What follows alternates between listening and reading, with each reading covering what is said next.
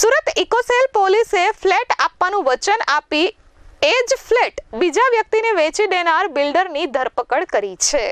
Surat eco cell પોલીસે 1 કરોડ 30 લાખની ઠગાઈ કરનાર બિલ્ડરને ઝડપી પાડ્યો છે। બિલ્ડર પિંકેશ સુરેશભાઈ પટેલની ઇકોસેલ પોલીસે ધરપકડ કરી છે। આરોપીએ ગેલેક્સી ઇન્ફ્રાકોન પેઢીમાં રોકાણ કરાવી તેના બદલામાં ફ્લેટ આપવાનું વચન ફરિયાદીને આપ્યું હતું। મહિલાને વચન આપ્યા બાદ તેને છેતરપિંડી કરી હતી। ફ્લેટ નંબર D1101 આપવાનું નક્કી કર્યું હતું। તે ફ્લેટ આરોપીએ અન્ય વ્યક્તિને પહેલાથી વેચી દીધો હતો।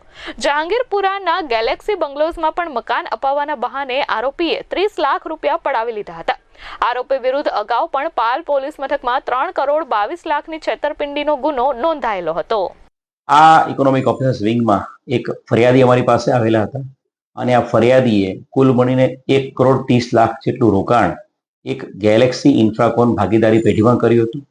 ગેલેક્સી ઇન્ફ્રાકોન ભાગીદારી પેઢીમાં આ જે ફરિયાદીએ છે એણે 2 અલગ અલગ ઇન્સ્ટોલમેન્ટમાં સૌથી પહેલા 85 લાખ અને 15 લાખ એમ 1 કરોડનું રોકાણ એક ફ્લેટ માટે કર્યું હતું અને ફ્લેટનો દસ્તાવેજ આ જે આરોપીઓ છે જે ગેલેક્સી ઇન્ફ્રાકોન ભાગીદારી પેઢીના જે મુખ્ય વ્યક્તિ પ્રિયાંક પટેલ, એની સાથે કિશોર પટેલ, પ્રતિક પટેલ, હર્ષલ પટેલ, નૈમિલ દડાવાલા, હિતેશ ઠાકોર પટેલ અને જેનો મુખ્ય જે આ આખી ભાગીદારી પેઢીનો મેઇન કરતા હતા પિંકેશ સુરેશભાઈ પટેલ, આ તમામ ભાગીદારી પેઢીના લોકોએ 1 કરોડ રૂપિયા ફરિયાદી પાસે લઈ લીધા હતા અને ફ્લેટનો વેચાણ દસ્તાવેજ અન્ય કોઈને કરી આપેલો હતો અને ત્યારબાદ એ ફ્લેટની જગ્યાએ એક નવો બંગલો એમને આપવાની વાત કરીને એક બંગલા માટે પણ એમની પાસેથી 30 લાખ ફરિયાદી પાસે 30 લાખનું એક રોકાણ કરી લીધેલું હતું અને એ બંગલાનો પણ એમને દસ્તાવેજ કરી આપ્યો નહોતો।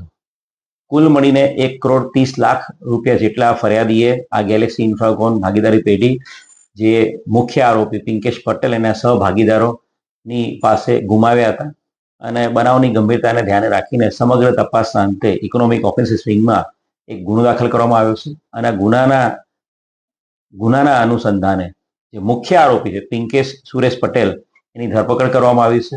આરોપી હાલ રિમાન્ડ ઉપર છે। અન્ય આરોપીની હાલ શોધખોળ અને તપાસ તજવીજ ચાલુ છે।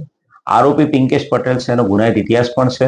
આ જ પ્રકારની એક 3 કરોડથી વધુ અમાઉન્ટની ફોર્જરીનો છેતરપિંડીનો અને ફોર્જરીનો ગુનો એની વિરુદ્ધમાં અડાજણ પોલીસ સ્ટેશનમાં પણ દાખલ થયેલો છે અને ઇકોનોમિક ઓફિસર્સ વિંગમાં પણ આ જ આરોપી પિંકેશ પટેલ વિરુદ્ધમાં અન્ય 2 થી વધુ અરજીઓની તપાસો ચાલુ છે।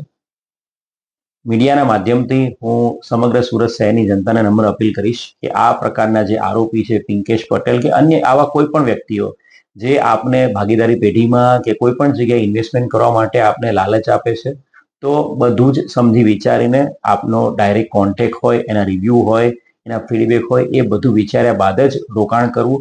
ઘણા બધા એવા ઇન્વેસ્ટમેન્ટના ફર્મ્સ રેગ્યુલર બેઝિસ પર સુરત શહેરમાં આવતા હોય છે જે એક દિવસ માટે 2 કે 3 કલાકની મીટિંગ મોટી 5 સ્ટાર હોટલમાં રાખે છે અને પછી લોકો પાસેથી ઇન્વેસ્ટમેન્ટની લોભામણી લાલચો આપીને એમનું બધું જ ઇન્વેસ્ટમેન્ટ લઈને અહીંથી સુરતથી ફરાર થઈ જાય છે।